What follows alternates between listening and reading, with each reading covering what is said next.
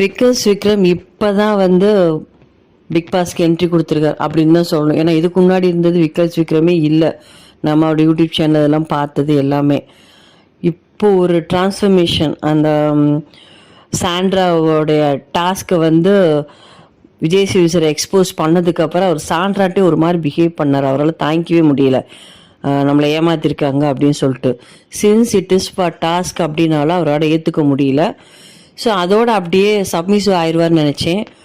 பார்த்தா தொடர்ந்து அதை பார்வதிட்ட நேற்று எபிசோடில் பயங்கரமாக இறங்கி பார்வதியே பயங்கரமாக இமிட்டேட் பண்ணுவாங்க, சண்டை போடுவாங்க. பட் அவருக்குள்ளே 1000 பார்வதி இருந்தாங்க.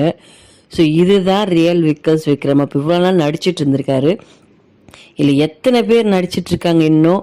பட் அது எல்லாருக்குமே அது பாருக்கு தான் முக்கியமான பொறுப்பாக இருக்குது. முன்னாடியே சொன்ன மாதிரி இந்த சீசனை கொண்டு போகிறதுக்கும் விக்கர்ஸ் விக்ரம்ஸை வெளியில் கொண்டு வந்த பெருமை பாரு தான் சேரும். இன்னும் இந்த ஜென்டில் இது பண்ணிகிட்ருக்க சபரி, அப்புறம் கனி, ஸோ இவங்களாம் எப்போ வெளில வருவாங்கன்னு தெரியல. ஸோ இந்த வீடியோ உங்களுக்கு பிடிச்சிருந்துச்சுன்னா மறக்காமல் சப்ஸ்கிரைப் பண்ணுங்கள், லைக் பண்ணுங்கள்.